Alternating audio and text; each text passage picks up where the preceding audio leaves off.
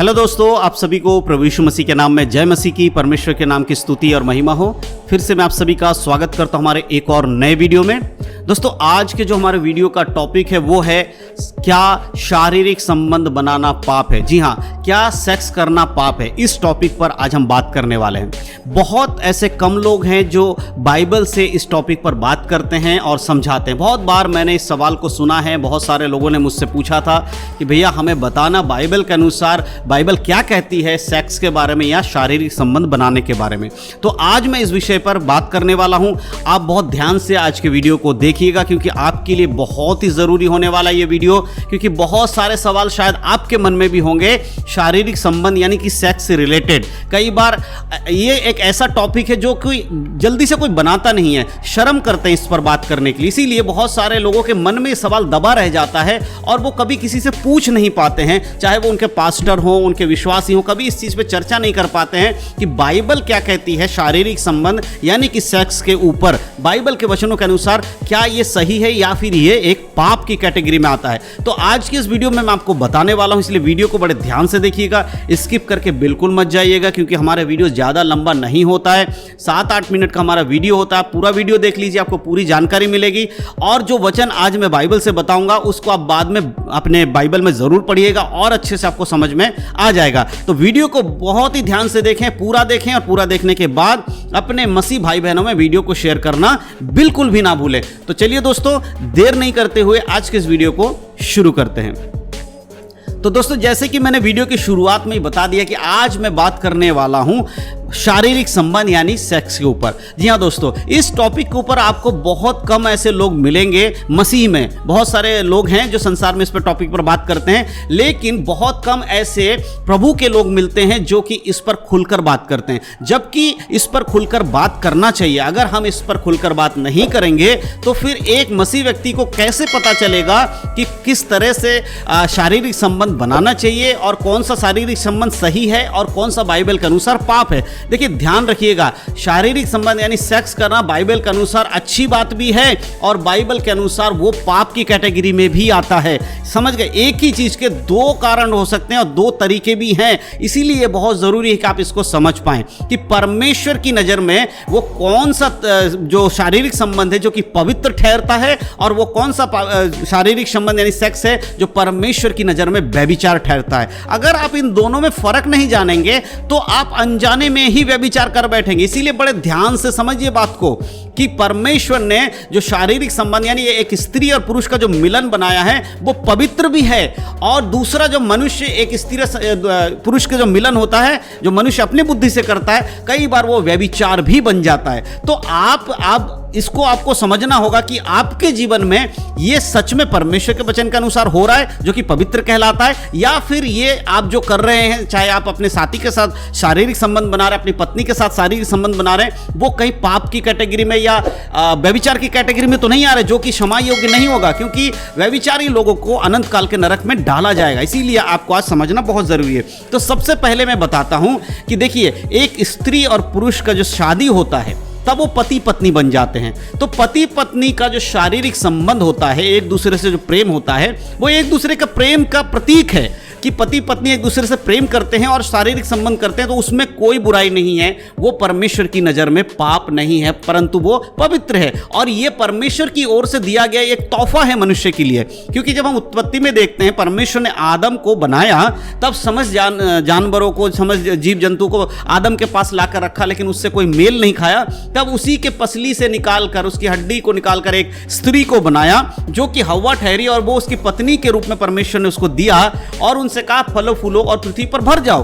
तो उनके साथ उन दोनों ने जो शारीरिक संबंध बनाया वो परमेश्वर की नजर में पवित्र है। इसीलिए आज के समय में यदि एक पुरुष और स्त्री का विवाह हो जाता है और वो एक दूसरे के साथ रहते हैं, उसमें कोई बुराई नहीं है, और वो एक दूसरे से शारीरिक संबंध बनाते हैं, वो भी कोई बुराई नहीं है, वो पवित्र है परमेश्वर की नज़र में। लेकिन उसमें ये जरूर आपको देखना होगा कि आप जो कर रहे हैं वो बाइबल के अनुसार होना बहुत ज़रूरी है। मैं आपको कुछ वचन देना चाहता हूँ, कुछ वचन पढ़ के समझाना चाहता हूँ, इसलिए बड़े ध्यान से आज के वचन को सुनिएगा और समझने की कोशिश करिएगा। अगर हम कुरिन्थियों की पत्री यानी कि पहले कुरिन्थियों की पत्री को पढ़ते हैं, उसके अध्याय 7 और वचन 5 को जब हम पढ़ते हैं, वहां पर इस प्रकार से लिखा है, तुम एक दूसरे से अलग ना रहो परंतु केवल कुछ समय तक आपस में सम्मति से प्रार्थना के लिए अवकाश मिले और फिर एक साथ रहो। ऐसा ना हो कि तुम्हारे असंयम के कारण शैतान तुम्हें परखे। यहां पर परमेश्वर कहता है कि तुम एक दूसरे से अलग मत हो।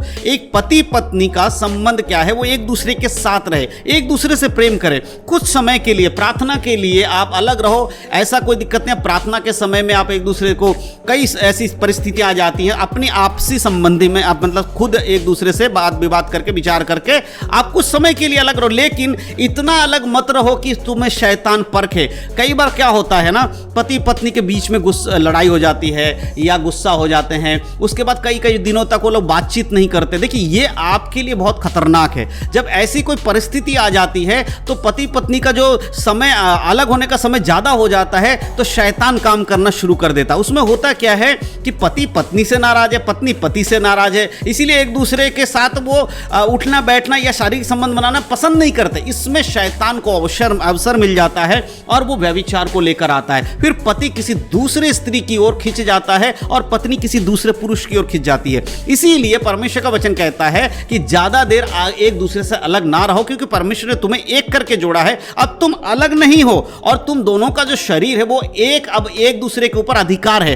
पति का अधिकार उसकी पत्नी के शरीर पर है और पत्नी का अधिकार उसके पति के शरीर पर है। इसीलिए अगर हम इसके 3 आयत को पढ़ते हैं तो वहां पर देखिए इस बात को लिखा गया है, लिखा है पति अपने पत्नी का हक पूरा करे और वैसे ही पत्नी भी अपने पति का हक पूरा करे। तो दोनों की जो शारीरिक जरूरत है वो एक दूसरे को पूरा करना है, ऐसा परमेश्वर का वचन यहां पर बताता है। अब यहां पर इंपॉर्टेंट चीज जानते हैं क्या है, यहां पर ये तो पवित्र जो संबंध है परमेश्वर की ओर से, लेकिन पाप क्या है, कौन सा संबंध, कौन सा सेक्स करना या शारीरिक संबंध बनाना पाप होता, वो आप जान लीजिए। सबसे इंपॉर्टेंट चीज, जब एक व्यक्ति किसी दूसरे स्त्री के साथ संबंध बनाता है, यानी कि मान लीजिए कोई किसी की शादी नहीं हुई है या कोई व्यक्ति अभी तक शादीशुदा नहीं है, वो किसी पराई स्त्री को देखकर उसके साथ अगर व्यभिचार करता है या कुछ भी ऐसे संबंध बनाता है, वो व्यभिचार की कैटेगरी में आता है। क्योंकि हर चीज के लिए एक समय नियुक्त किया गया है। आपको जन्म लेने का एक समय है, उसके बाद आपका बचपन का एक समय है, फिर जवानी का एक समय है, फिर शादी का एक समय है, फिर उसके बाद बुढ़ापे का एक समय है। हर चीज का परमेश्वर ने एक समय रखा है।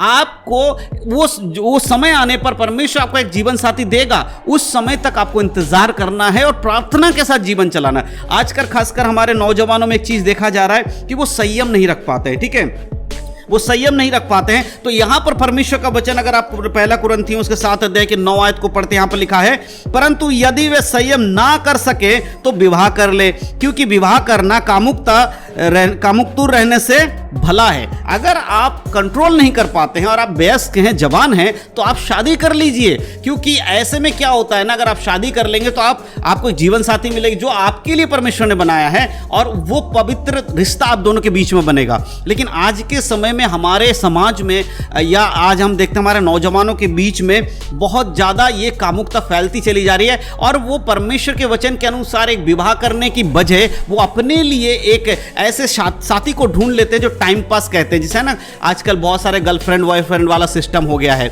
मैं खुलकर क्यों कह रहा हूं, क्योंकि बहुत जरूरी हो गया है। देखिए, अगर आप एक वयस्क हैं, जवान हैं, तो आप शादी के लिए आप शादी करिए, कोई प्रॉब्लम नहीं है। आप अच्छे परमेश्वर के प्रार्थना के साथ, परमेश्वर के वचन के साथ आप शादी करिए, कोई दिक्कत नहीं है। लेकिन बहुत सारे ऐसे लोग हैं जो कि शादी का इंतजार करते ही नहीं है, बस अपने हिसाब से किसी स्त्री को, किसी पुरुष को ढूंढ लेते हैं और अपने शारीरिक जरूरतों को पूरा करने की कोशिश करते हैं। तो ये जो तरीका है, ये परमेश्वर की नजर में पाप है। जी हाँ दोस्तों, ये वाला जो संबंध है जो शादी से पहले किया जाता है या बॉयफ्रेंड गर्लफ्रेंड बनाकर कोई अगर इस तरह का शारीरिक संबंध बनाता है, वो परमेश्वर के वचन के अनुसार गलत है और वो पाप है और वो व्यभिचार की कैटेगरी में आता है। आप एक मसीह होकर बॉयफ्रेंड गर्लफ्रेंड नहीं बना सकते, क्योंकि एक समय नियुक्त, उस समय पे आपको परमेश्वर कहता है कि तू शादी कर सकता है तो कर लेना और पवित्र रिश्ते में रहना है।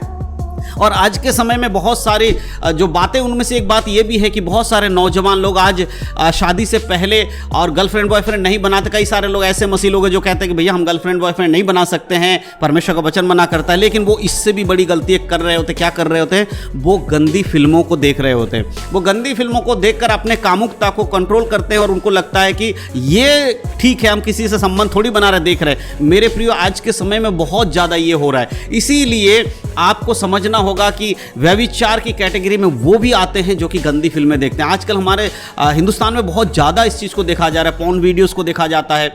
मेरे प्रिय याद रखिए, परमेश्वर के नज़र में पति पत्नी का जो रिश्ता होता है वो पवित्र है, लेकिन अगर उससे हटकर अगर आप खुद ही अपने लिए कुछ चुन लेते हैं और शारीरिक संबंध बनाते हो, परमेश्वर की नज़र में पाप है। इसीलिए अगर आप अपने आप पे कंट्रोल नहीं कर सकते हैं तो शादी कर लीजिए, इसमें कोई बुराई नहीं है। लेकिन अगर आप खुद से ही कुछ कर रहे हैं तो उसमें आपको समझना होगा कि वो पाप है।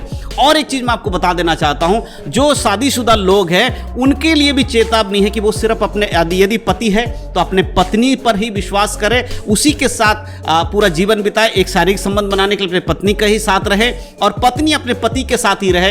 अगर एक शादीशुदा स्त्री किसी दूसरे पुरुष के साथ संबंध बनाती है तो वो पाप की कैटेगरी में है, वो शारीरिक संबंध व्यभिचार कहलाएगा। इसी प्रकार एक पुरुष भी अगर किसी दूसरे स्त्री के साथ संबंध रखता है तो वो व्यभिचार की कैटेगरी में होगा। इस बात को याद रखिएगा। इसीलिए मेरे प्रियो, याद रखिए कि जो शारीरिक संबंध बनाना बाइबल के अनुसार पवित्र है, लेकिन सिर्फ उन्हीं के लिए जो पति पत्नी हैं और परमेश्वर के वचन के अनुसार वो सारे चीजों को कर रहे हैं। लेकिन जो व्यक्ति शादीशुदा नहीं है और जो शादीशुदा होने के बाद भी दूसरे के संग संबंध बना रहे हैं, वो व्यभिचार की कैटेगरी में आता है। तो मैं विश्वास करता हूं बहुत सारी बातें इस पर बताने के लिए, लेकिन वीडियो बहुत ज़्यादा लंबा हो जाएगा, इसीलिए मैं कोशिश कर रहा हूं कि मैं आपको शॉर्ट में जल्दी से बता दूं और आने वाले समय में अगर आप चाहेंगे तो मैं और क्लियर करके एक एक वचन के साथ आपको समझाने की कोशिश करूंगा। तो विश्वास करता हूं आज के वीडियो से आपको काफ़ी जानकारी मिली है। इसीलिए मेरे प्रियो, बाइबल के अनुसार एक शादीशुदा व्यक्ति और परमेश्वर के वचन में चलने वाले व्यक्ति के जो शारीरिक संबंध वो पवित्र है, लेकिन उससे हटकर कुछ करते हैं वो अपवित्र है, व्यभिचार है। इसीलिए बड़े ध्यान से अपने आत्मिक जीवन को चलाइए और वचन के अनुसार जीवन जिए, क्योंकि प्रभु यीशु मसीह बहुत जल्दी आने वाले हैं। उसके आने से पहले अपने आप को करेक्ट करिए, सुधार लीजिए, तभी आप यीशु के संग स्वर्ग जा पाएंगे।